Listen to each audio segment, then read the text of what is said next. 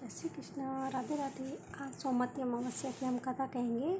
सोमवती अमावस्या सोमवार को आने वाली उस अमावस्या को सोमवती अमावस्या कहते हैं। इस दिन पीपल के पेड़ की पूजा व 108 परिक्रमा करनी चाहिए। परिक्रमा में फल, पैसे, मिठाई आदि चढ़ानी चाहिए। तो जय हो सोमवती अमावस्या की हम कहानी शुरू करेंगे। एक साहूकार था, उसके साथ बेटे, बहू और एक बेटी थी। उनके घर एक जोगी भिक्षा लेने आता है। तब बहुएं भिक्षा डालती है तो ले लेती है, बेटी डालती है तो नहीं लेता और बोलता है, बेटी सुहागन तो हो पर उसके भाग्य में दुख लिखा है। ऐसा सुनकर बेटी दुबली होने लगी तो बेटी की माँ पूछने लगी, तू क्यों सूख रही है? बेटी ने माँ को जोगी वाली बात सुनाई। दूसरे दिन माँ छुप कर देख रही थी कि बेटी ठीक ही कर रही है।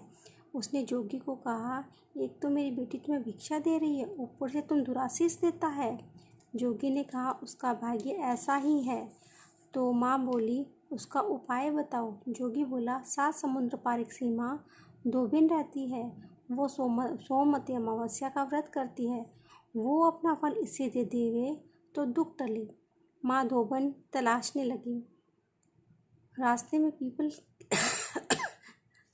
पीपल के नीचे माँ बैठी और देखा एक सांप गरुड़ पक्षी के बच्चे को खा जाएगा। उसने लपक कर उसे मार दिया। इतने में गरुड़ पक्षी का जोड़ा उड़ता उड़ता आकाश में आया, उससे चोंचे मारने लगा और वो बोली, मैंने तो तुम्हारे बच्चों को बचाया है, तेरे गुनाहगार को मार पड़ा। गरुड़ बोला, जो मांगना है सो मांग। साहूकारनी बोली, मुझे 7 समुद्र पार पहुंचा दे। गरुड़ ने सीमा धोबिन के घर के पास उसे छोड़ दिया। वह सीमा धोबिन के साथ बेटे बहू थे। बहुएं काम करते हुए लड़ती थी। सीमा धोबिन को खुश करने के लिए सबके सोते समय साहूकारनी सारा काम कर देती। सब सोचने लगे, ये काम कौन करता है? सीमा धोबिन ने सोचा, कौन सी बहू ज़्यादा काम करती है, देखना चाहिए। चुपचाप आंखें बंद करके सो गई तो देखा एक औरत आई है, सारा काम करके चुपचाप जाने लगी। धोबिन पूछने लगी, तू किसी स्वार्थ से हमारे घर का काम करती है? तो साहूकारनी बोली, मेरी बेटी को तो तू अपना सोमवती अमावस्या का पुण्य दे दे और सारी बात बताए। धोबिन तैयार हो गई, घर आई, बेटी के ब्याह की तैयारियां करी। दूल्हा दुल्हन फेरे में बैठे। दूल्हे के पास धोबिन मिट्टी की हांडी, कच्चा दूध, कच्चा सूत लेकर बैठी। इतने में दूल्हा को डसने के लिए सांप आया। धोबिन ने उसे हांडी में डाला और कच्चे सूत से हांडी बांध दी।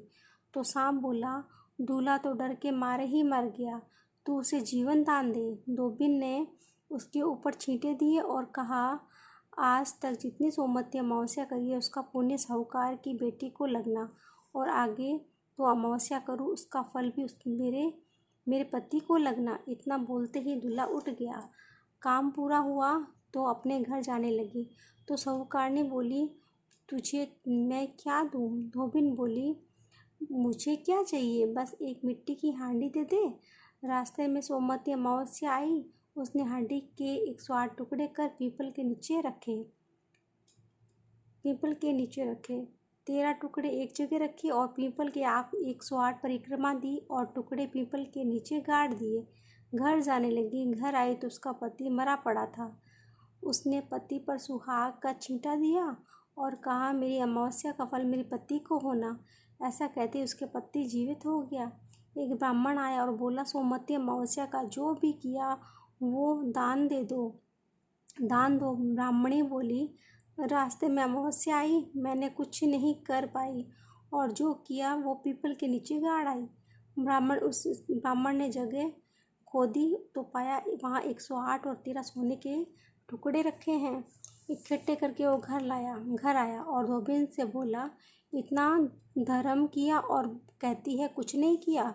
धोबिन बोली, ये तो सब तुम्हारा भाग का है, जाओ ले जाओ। ब्राह्मण बोला, मेरा तो चौथा हिस्सा है, बाकी 3 हिस्से आपकी इच्छा हो तो जिसको दो। ब्राह्मण ने नगर में ढिंढोरा पिटा दिया, सब जने सोमवती अमावस्या का व्रत किया करो।